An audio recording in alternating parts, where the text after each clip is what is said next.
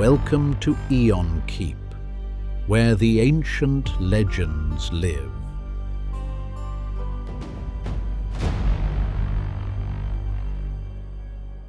He has no temples worth speaking of, no festivals bearing his name, no hymns sung in the open air, no garlands hung upon his altar by the roadside. The other gods receive devotion freely, wine poured out at crossroads, smoke rising from 10,000 hearths, sailors crying to Poseidon, and farmers bargaining with Demeter for another good harvest. But him they avoid naming if they can help it. They call him the Rich One. They call him the Hospitable. They call him the Unseen.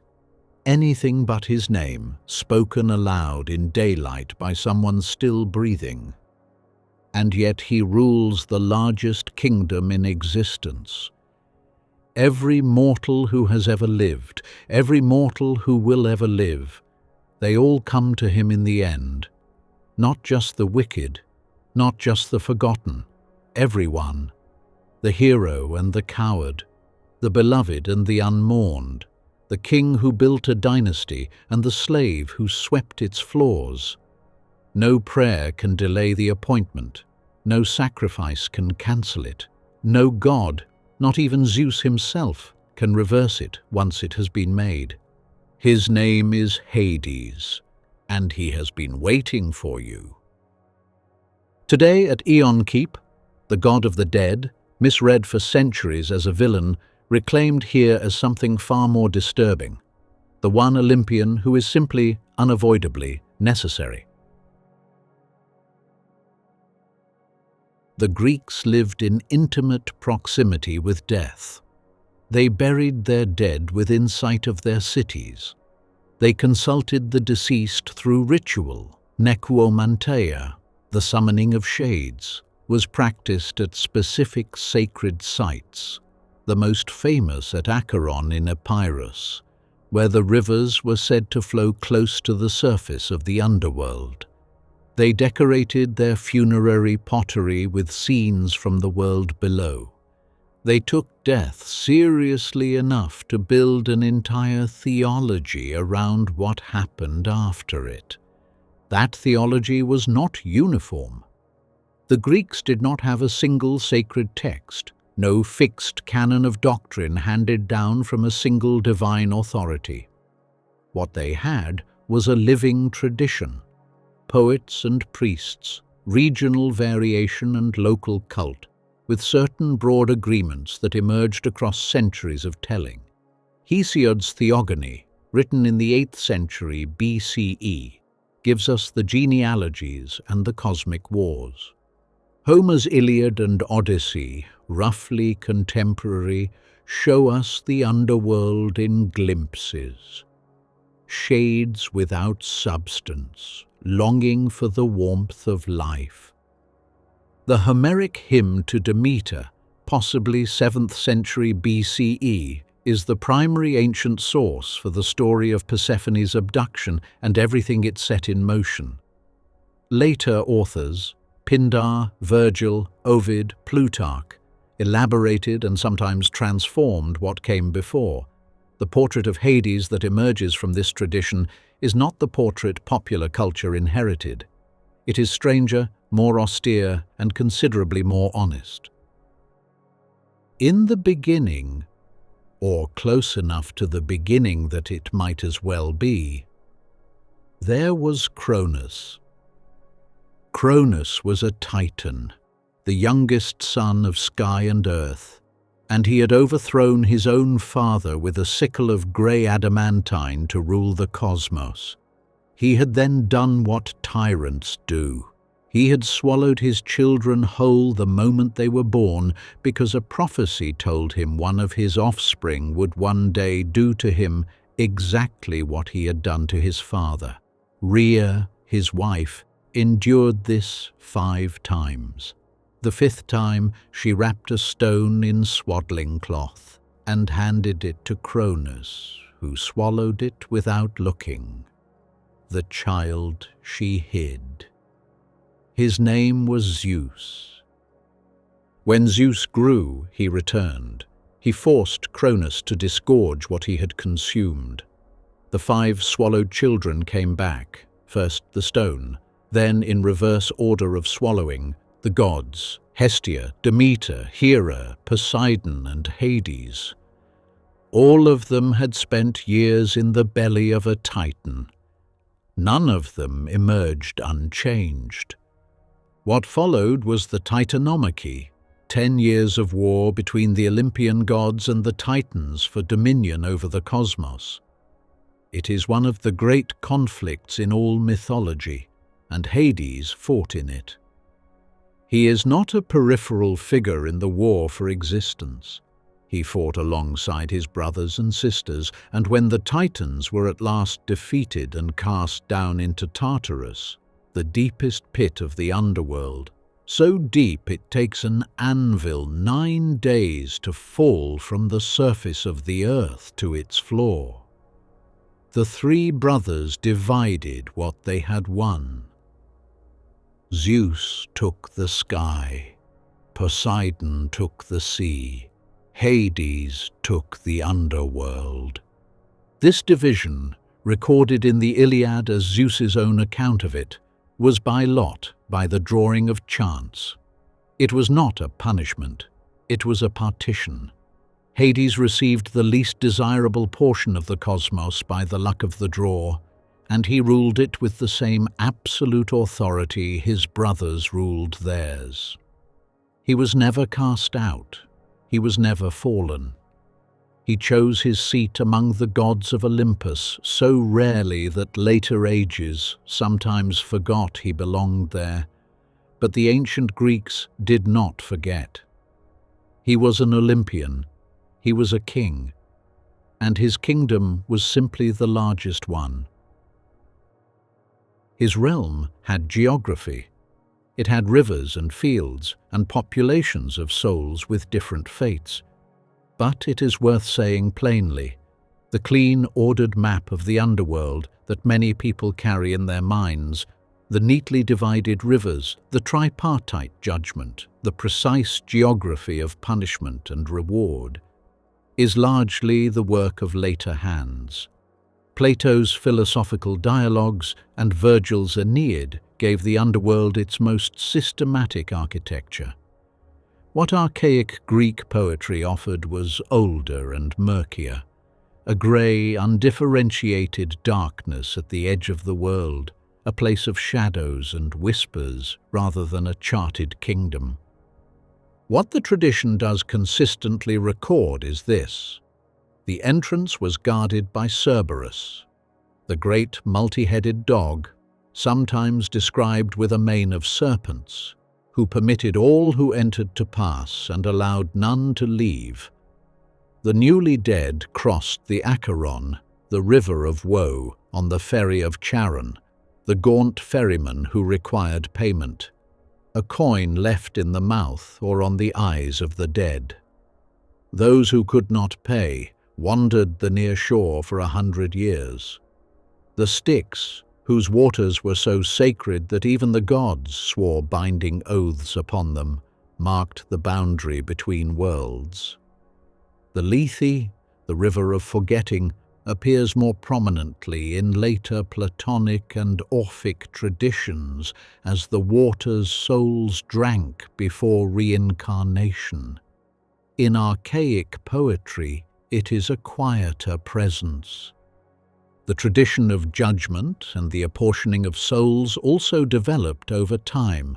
Minos, Rhadamanthus, and Aeacus, former kings of exceptional justice, appear as judges of the dead in later classical sources, weighing each life and directing souls to their destinations. The wicked descended to Tartarus, where their punishments were specific and eternal. Tantalus standing in water that receded from his reach, beneath fruit that drew back from his hand. Sisyphus rolling his boulder up a hill and watching it fall back forever. Ixion bound to a spinning wheel of fire. The virtuous, heroes, the pious, those who had lived with exceptional nobility, went to the Elysian fields, a place of sunlit peace. The great, unremarkable majority drifted in the asphodel meadows, a grey and affectless plain, still themselves but dimly, sustained by libations and memory poured out by the living above.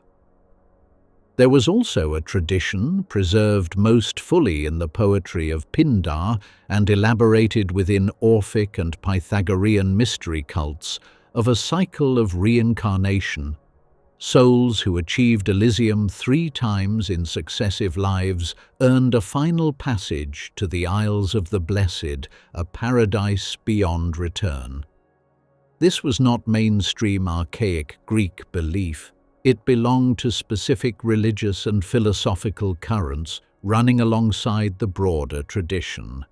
Hades presided over all of it, impartial, inflexible, neither cruel nor merciful in any personal sense, simply the sovereign of a law that did not bend. Then came Persephone. Persephone was the daughter of Demeter, goddess of grain and harvest, and of Zeus. She was gathering flowers in a meadow. The Homeric hymn to Demeter names the narcissus, the earth itself arranged as a lure, when the ground opened and Hades came forth in his chariot. He took her. He brought her down into his kingdom and made her his queen. What followed was grief on a cosmic scale.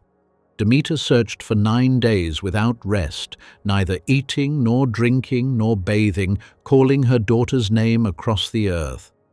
When she learned the truth, that Zeus himself had arranged the abduction, had given his consent to Hades, her grief became catastrophe. She withdrew her favor from the earth. The grain ceased to grow. Animals weakened. The soil cracked. Humanity began to die. And if humanity died, no sacrifices would be made, and the gods would starve of devotion. Zeus sent Hermes down to retrieve Persephone. Hades relented. But before she left, Hades had placed a pomegranate seed, secretly, stealthily, in her mouth. This is what the Homeric hymn records. Not Persephone wandering and casually eating, but Hades acting with deliberate cunning to bind her to his realm. It was enough. The law of the underworld held her. She could not leave completely. The later Roman poet Ovid tells a different story, one in which Persephone eats the seeds accidentally or perhaps willingly while exploring a garden. That version belongs to its own tradition. But the older Greek account is less ambiguous and more unsettling. Hades, the implacable sovereign, acts at this one moment with the stealth of someone who knows exactly what he is doing. The arrangement that followed was a division. Persephone would spend part of each year in the underworld as queen beside Hades, and the remaining months above with her mother.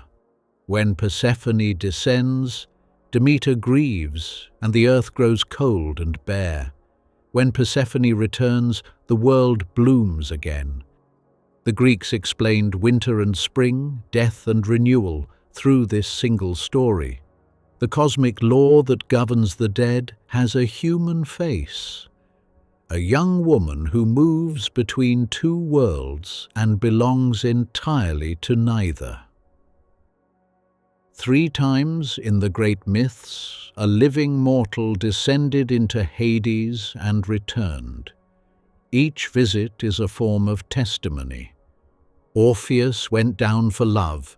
His wife Eurydice had died of a snake bite, and Orpheus, musician, singer, the sound of whose lyre could stop rivers and move stones, played his grief before the throne of Hades and Persephone, and the sovereign of the dead paused.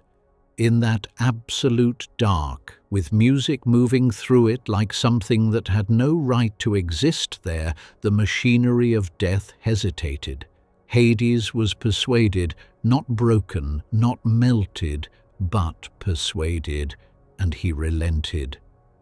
He gave Eurydice back on the condition that Orpheus not look back as they climbed toward the living world. Orpheus looked back. He could not help it. Eurydice descended again and was lost.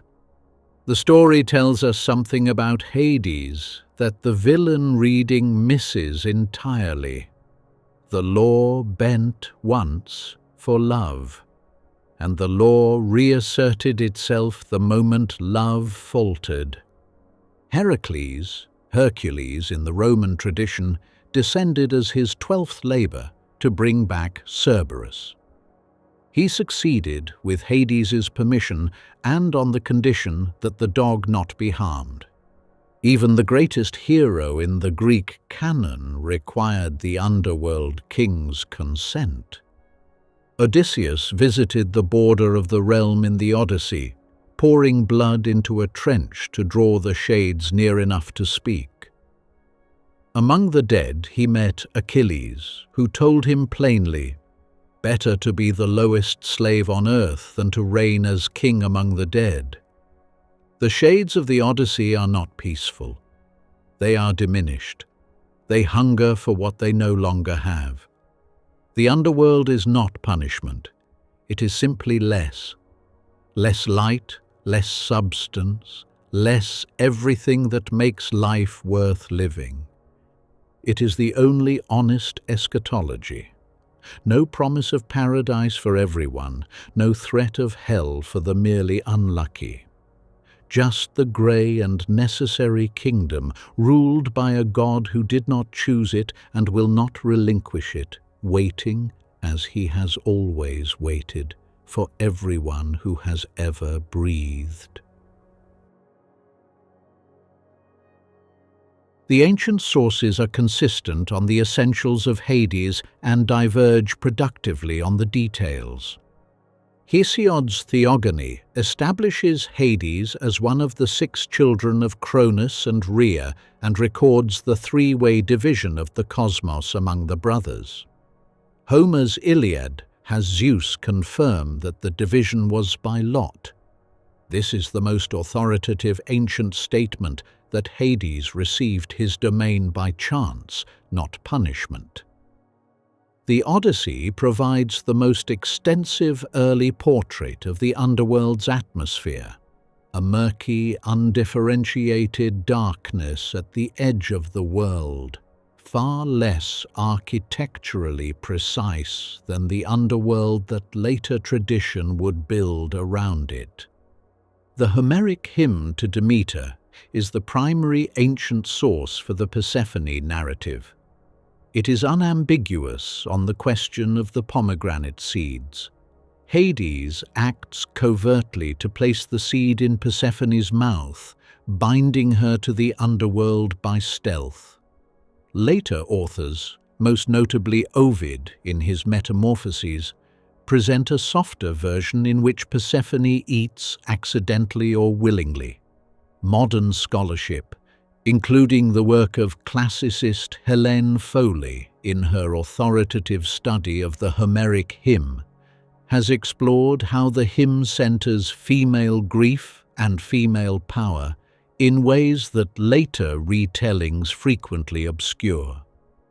The systematic geography of the underworld, the 5 named rivers as a set, the 3 judges as a formal tribunal, the precise tripartite division of Tartarus, Elysium, and the Asphodel Meadows, achieves its fullest form in Plato's philosophical dialogues, particularly the Gorgias and Phaedo, and in Virgil's Aeneid. Archaic Greek poetry is considerably less organized on the matter. The Lethe as a physical river of forgetting is prominent in Platonic and Orphic literature rather than in Homeric epic.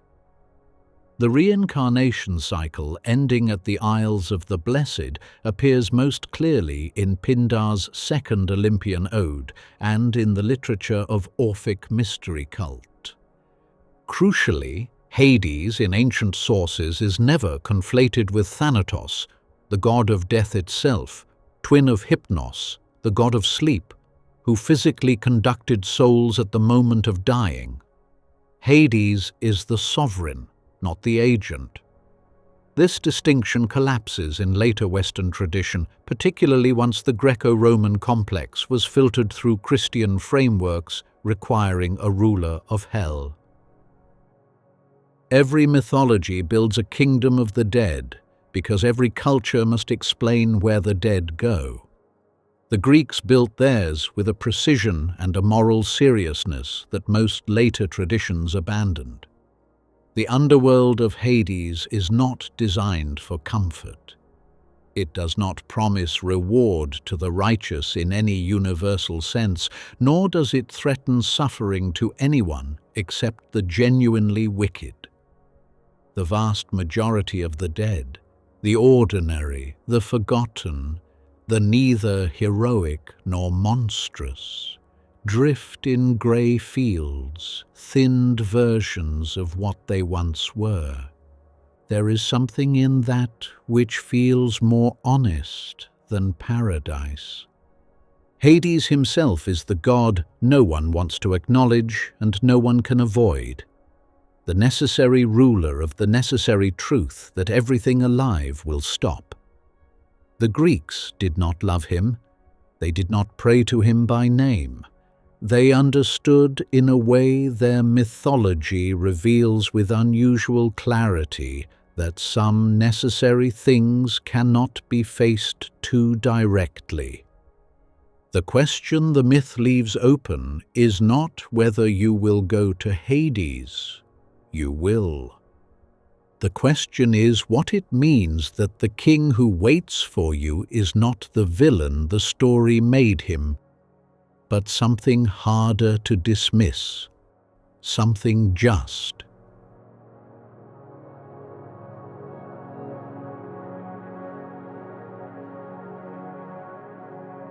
This legend has been told. Subscribe and return to Aeonkeep. More legends await.